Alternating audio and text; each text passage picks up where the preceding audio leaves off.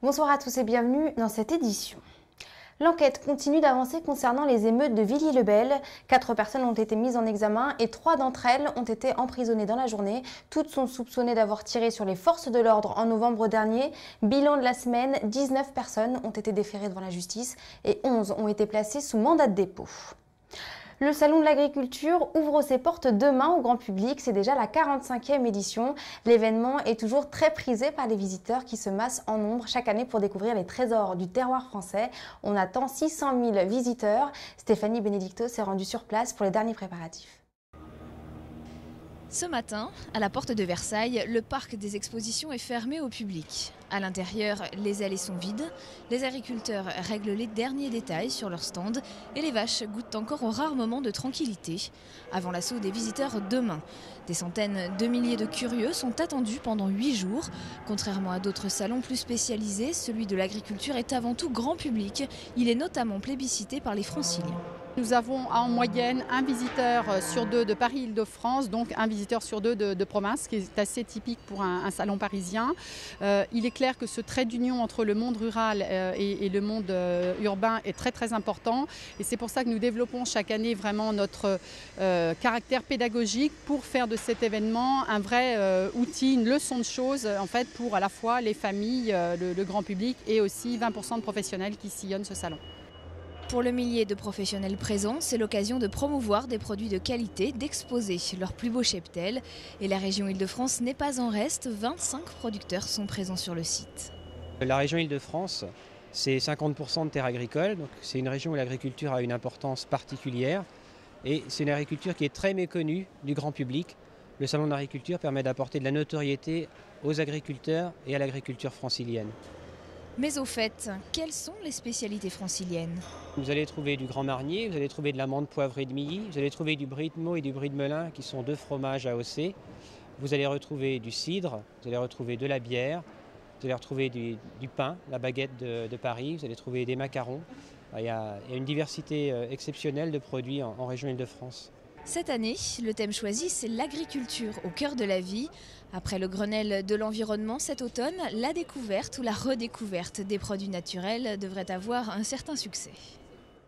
Et je vous rappelle que le Salon de l'Agriculture ouvre demain à la porte de Versailles et ce jusqu'à dimanche 2 mars. Comment passer d'artiste à créateur d'entreprise? Les ateliers de Paris accueillent pour la 2e année consécutive 6 artistes pour les accompagner dans leur démarche. À leur disposition, un atelier, mais aussi des cours de communication. Pour découvrir ces futurs grands talents, des journées portes ouvertes sont organisées jusqu'au 8 mars. Reportage. Cette entreprise travaille, en fait, ils font de la haute technologie, quoi, donc ils travaillent... Ambiance studieuse pour un coaching personnalisé.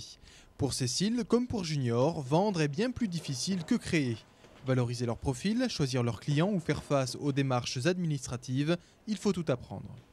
Le démarchage pour essayer de faire soit commercialiser nos travaux, ce n'était pas forcément des choses qu'on savait faire. Donc aujourd'hui, on a un apprentissage de tout cela. Et les formations qu'on nous donne ici nous permettent d'être un peu plus efficaces sur le marché de la recherche artistique. Et pour être efficace, mieux vaut avoir un lieu pour montrer et recevoir. Chacun ici a donc un espace entièrement dédié à son activité, un luxe que chacun mesure. Pour tout ce qui est bijoux, on utilise parfois des produits, des choses qui ne sont pas toujours faciles. Et c'est vrai que de travailler, de manger dans une cuisine, de se lever le matin dans son travail, tout ça, c'est... Enfin, je pense que ça aide pas forcément à bien travailler. On est face à des jeunes qui ont un réel savoir-faire. Mais ils arrivent sur le marché de l'entreprise, le marché de la création aujourd'hui, sans réseau. Donc le rôle des ateliers de Paris, c'est de les intégrer à un réseau, de les introduire auprès de professionnels, auprès d'organisations professionnelles, auprès d'associations qui vont pouvoir les guider, les orienter, les conseiller. Et on a vraiment un rôle très important à jouer à ce niveau-là. Designers, mosaïstes ou sculpteurs, les 6 jeunes résidents ont 1 an pour se lancer seuls dans le grand bain. Ses œuvres se rapprochent de celles de Van Gogh, pourtant c'est un pur francilien. 50 ans après son décès, le peintre Maurice de Vlaminck fait l'objet d'une exposition au musée du Luxembourg. Le reportage de Nicolas Wecker. Cette exposition met en évidence le rôle de Vlaminck dans l'aventure fauve, dont il est un des représentants les plus radicaux, les plus virulents, avec bien évidemment de Rhin, avec Matisse.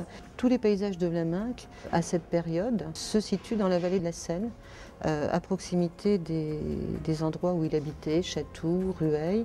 Il s'éloignait jusqu'à Argenteuil, jusqu'à Nanterre, Bougival, Marly-le-Roi, Le Pec.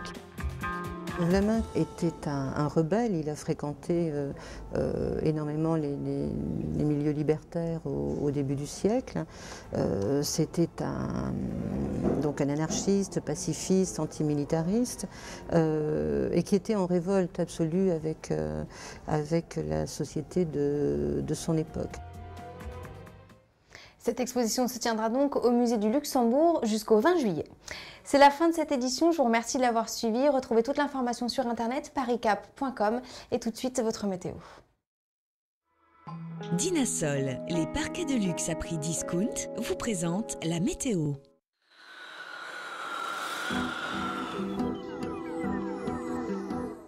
Demain, ciel gris et pluvieux toute la matinée avec des températures qui n'excéderont pas 10 degrés. Le soleil devrait refaire son apparition en fin d'après-midi avec en moyenne 13 degrés.